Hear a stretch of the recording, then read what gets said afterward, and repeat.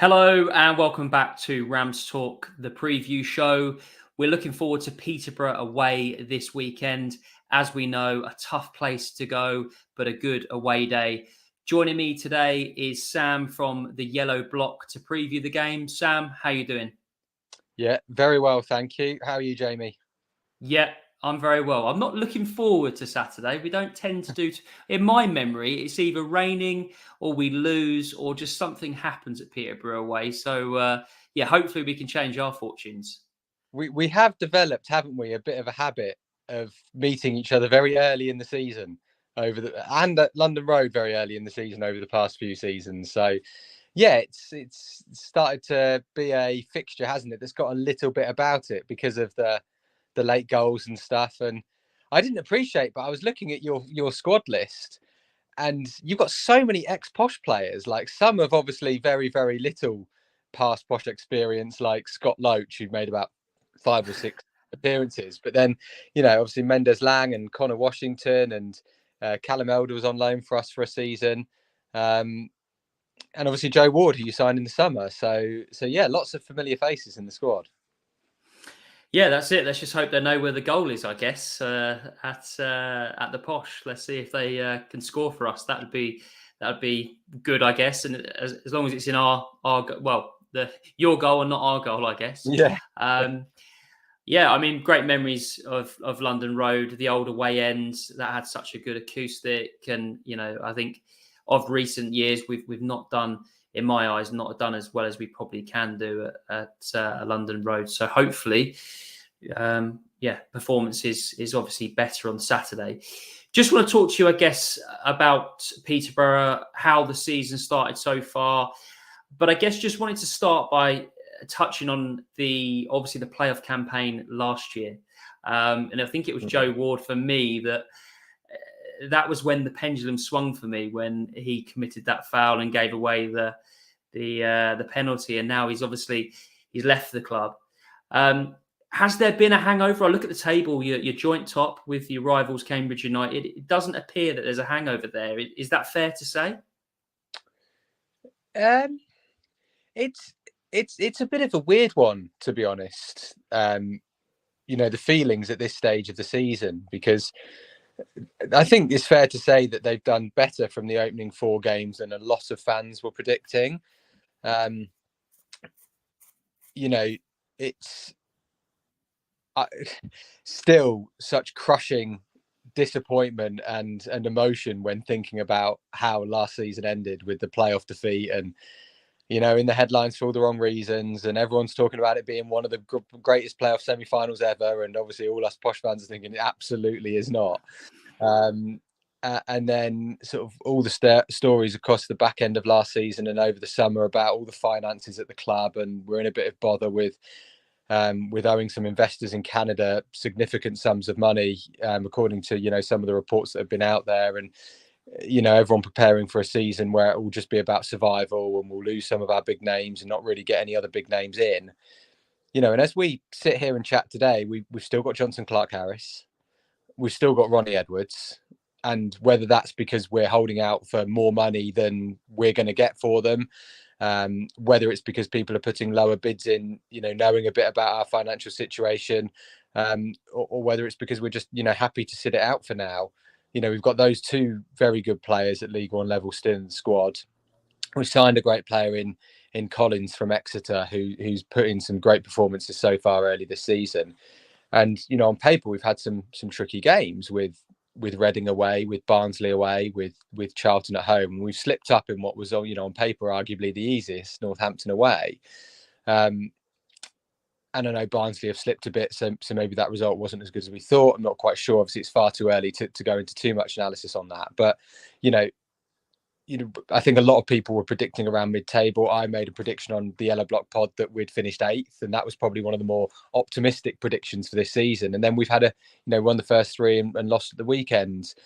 But we have been here before with Posh. We often have quite good Augusts, okay Septembers, that because of the good August still make us look in a good position. And then sort of from late October onwards, it starts to go downhill. So, you never make bold predictions after a few games anyway. We particularly don't as Peterborough fans because of how we've been burnt in the past.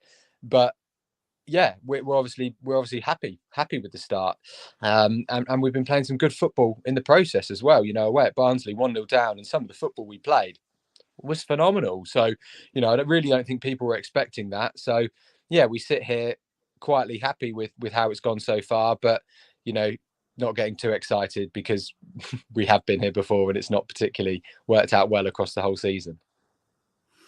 Yeah, exactly. I think Derby fans always feel the same way as well. We win a couple of games, but we can't get carried away because there's always a situation like what happened on Saturday to Peterborough. What a bizarre way to lose a game.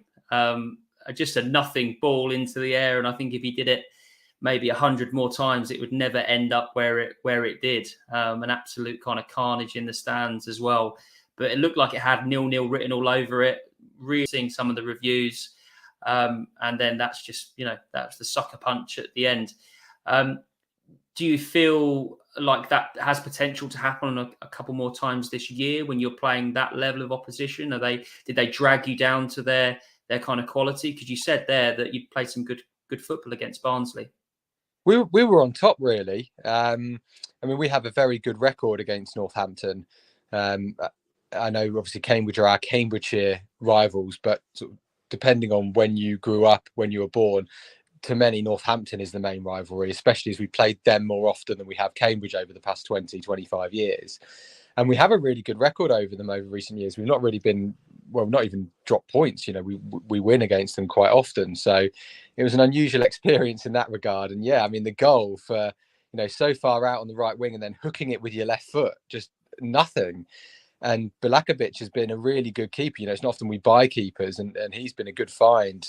You know, arguably man of the match against Reading, first game of the season, and some more good performances since. So, you know, it's a real blip in what's been a promising start from him. But you're right; it looked like it was going to be 0-0. I think what Saturday's game highlighted was that Darren Ferguson made substitutions when it was 0-0, 3 of them with about 15 minutes to go.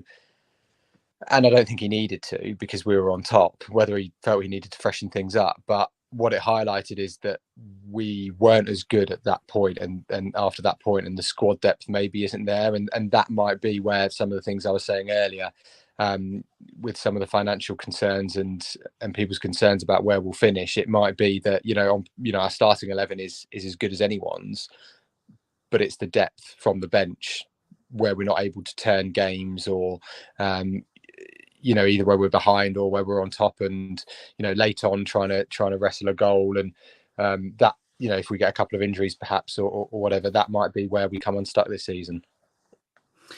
Yeah, and when I think of Peterborough, I mean, the times that we've played Peterborough and seeing Peterborough results, you've always had something off the bench. I think it was someone off the bench that scored in the 2-1 win for you last time out. Was it Dembele?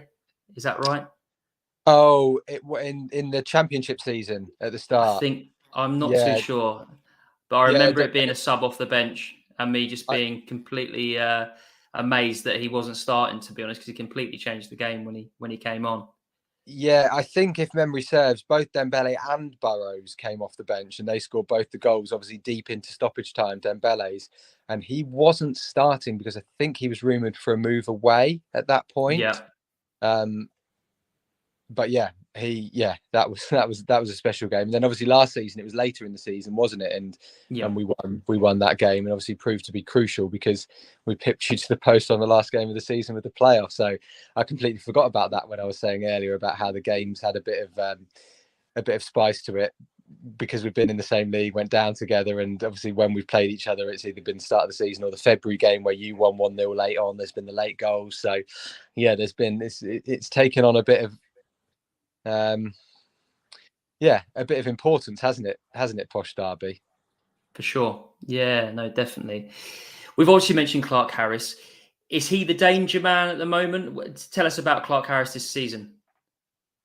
Yeah, I mean, he scored against Barnsley to get off the mark, and I think where Posh fans are with Clarke-Harris is, I mean, I don't know, Jamie, how much you watched of the second leg against Sheffield Wednesday in the playoffs, but it was probably one of the most shambolic and disgraceful performances from a captain that we've ever seen.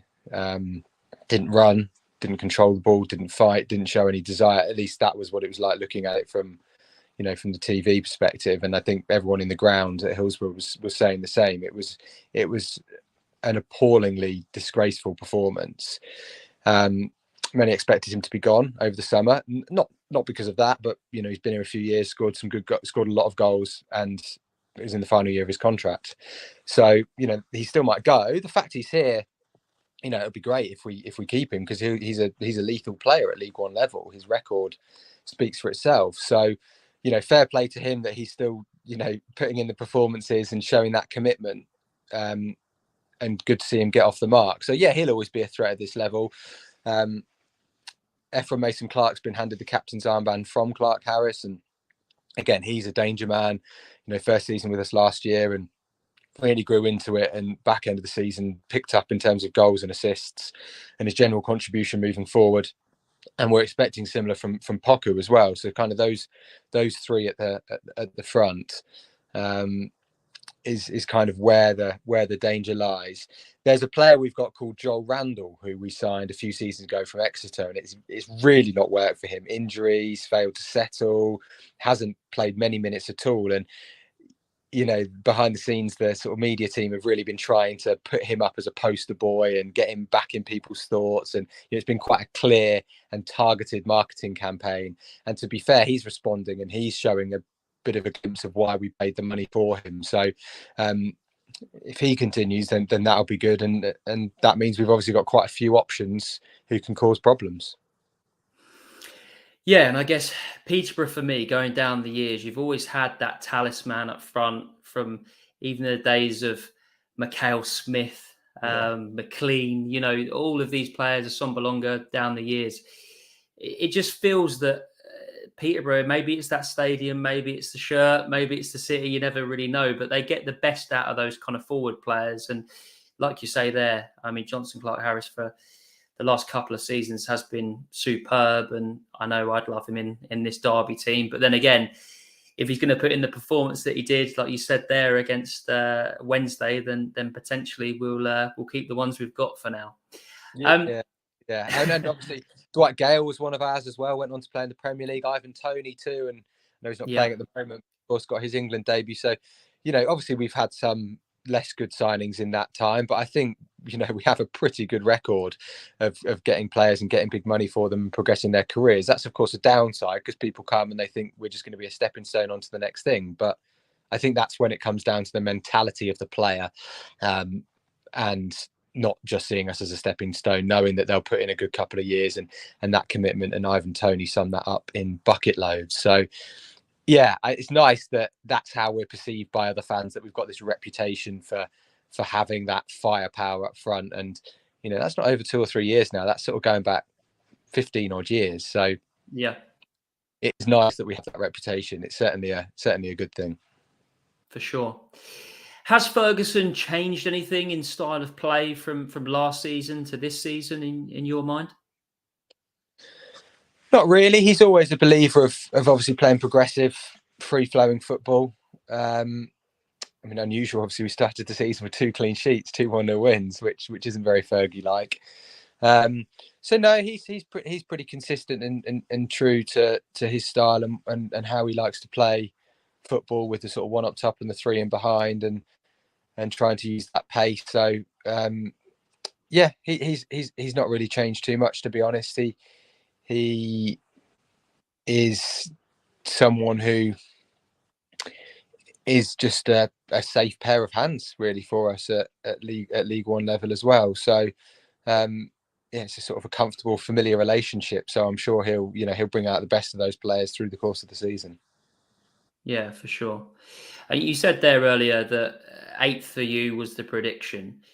Have aspirations changed amongst the fan base in the first 3 games? I know we can't judge, like we said earlier, we can't judge anything, but what do you feel is the fan base's kind of aspirations for this year? Do you think if you got a playoff place, that would be a massive success? What are you expecting? Playoffs would be a massive success. I think having predicted 8th, it doesn't change my mind at the moment. But as I said earlier, that was probably one of the more optimistic predictions out there. So I think some have predicted us to be as low as sort of 15th or 16th, and a lot have predicted around mid-table. So maybe for those people, it has slightly shifted a little bit. But as I said, I think we've been here too many times before with a positive August to be wildly changing any of our predictions. But I don't know what you guys think. But last season, at the start of last season, we were thinking, okay, we think we've got a better squad, but in a tougher season than the season we went up in the COVID year. But this season, sort of looking at the teams and obviously part of it, you go on the history and the heritage, which you can't really do. But you do look at the squads as well and the signings, and you think, well, there are real opportunities here. There's no, I mean, at the start of the season, people were talking about Bolton, obviously quite a lot, and yourselves were highly fancied as the top two. Obviously, Wigan have done really well despite the points deduction, already made that up. So they come back into the frame when maybe they weren't for others before. But yeah, there's real opportunity, I think, for a couple of teams to surprise people. Yeah, no, I definitely agree. And you look at the top of the table, and Cambridge United are sitting on top currently. I mean, that probably sums up the league at the moment, given that they lost so many players over the summer. We all know about the Barnsley story so far this season as well. So, yeah, I think for a neutral, it's proven to be quite an interesting league. And I guess at Christmas time, we may see a little bit more. But I do agree, there may be a bit of a surprise at the top end of the table. I guess for you hope it's not Cambridge United and it's Peterborough. That was the worst. That was what made it such a crushing weekend. That we lost with a weird goal in injury time to one rival, which meant that our other rival went top above us. So it was just, not a great Saturday. I mean, football, you put it in perspective, it's not the end of the world, but it was, mildly amusing if we can ever use that term for such a situation. It just, that one goal sent us off the top. Cambridge replace us, and Northampton get 3 points, and you can imagine all the comments then that come in probably on. Yeah, well, rivals, I guess I'd love to have a rival in our division. I mean, our rivals are probably Burton Albion at the moment rather than Forest. So you've got a couple at this level, so enjoy it.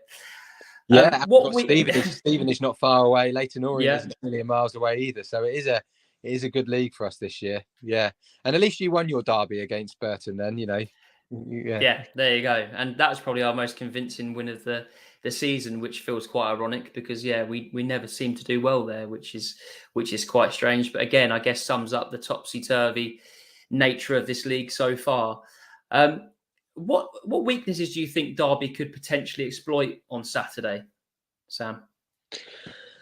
How have you been playing under Warne this season? Well, there's the question. Not very well, in all honesty. Has he been quite consistent, or has he changed it sort of after the opening day and being better again? Well, we started with a 3 at the back. We've obviously brought in experience in Curtis Nelson, Sonny Bradley, which I don't think they've hit the ground running at all. We've obviously had some injuries as well, which I think's forced his hand, with Max Bird, probably our most pivotal player, being injured. So a lot of people are debating about what the shape was at the weekend. Some say it was a 3, some say it was a 4. But I think we had players back in their more natural positions. Mendes-Lang wide, which that's where he needs to be. But yeah, I mean, we've not set the world alight. We've definitely not kind of earned that favourite for the league, campaign. Yeah, well, I mean, obviously it sounds like it's very much which derby turns up on Saturday then, but I think I'd always be wary of Mendes-Lang. It does seem that former Posh players seem to raise their game against us, but I'm sure every fan of every club will say that, because that player's got a little bit more to prove. So does he generally play right or left these days, or mix it up, Mendes-Lang? I believe he's on the right. I'd have to have a look and get it from the weekend, but I think he's on the right. So I suppose that might be a concern. Our left back at the moment is Harrison Burrows, who's traditionally been further forward. but he can defend. It's just not when he's come through the academy how he's played. He's played further forward. So, however, some fans think he's never a left winger. He is a left back. So he's a bit undivided in terms of what people think. So that could be an interesting battle of Mendez-Laing and his experience and pace and strength up against Burrows. But then, you know, I remember in the Championship season when we played QPR and Burrows marked Albert Adoma out of the game, and you know what a player he is at that level. So he can do it. But it'll be an interesting battle perhaps. And maybe with Bird not around, that midfield will be interesting because we do have strength there with Collins and Kyprianou, the way they've anchored that midfield so far. So that will be an interesting one. Of course, you know, the experience of Nelson and Bradley up against Clarke-Harris. I mean, Nelson and Bradley are two great signings, but I remember being really impressed with Cashin. He played his debut at Pride Park in that February game in the Championship, and I thought, oh, what an opportunity this is, because you had so many defensive injuries, and he was phenomenal. So I think it might be quite an attritional game on Saturday. Yeah, no, I agree. And finally, I guess the killer question: what's your prediction for the game? Like you said earlier, it's had a lot of drama over the last couple of years. There's lots of stories there with ex-players coming back to the club. What's your heart saying? What's your head saying, I guess? Well, my heart will always say a win. It'd be boring if we always predict our teams, wouldn't it? So I am going to go for a 1-1 draw. What about you? Yeah. I said 1-1 on the review pod that we did on Sunday. So I'm going to stick with that. I think that'll be a good result for us, actually. And then we've got to go to Bolton away and try and do something similar. So, yeah, if we can get 4 points out of the next two, I'd definitely take that. But let's see what happens. As we've said, it's probably going to be a game that's going to have a few storylines. Hopefully some goals. I'd definitely take the Northampton goal at the weekend if that's on offer. I'm sure. No, that's a 1 in a 10 season kind of goal. That is very true. Very true. Well, Sam, thanks so much for joining us on the preview show. Hope you enjoyed the game on Saturday. If you did enjoy this, please do let us know. Get in touch on any socials. Like us 5-star on Spotify or wherever you get your podcasts from. We'll be back on Sunday reviewing the Peterborough game. Hopefully, we're talking about 3 points for the Rams, and we will see you then. Thank you.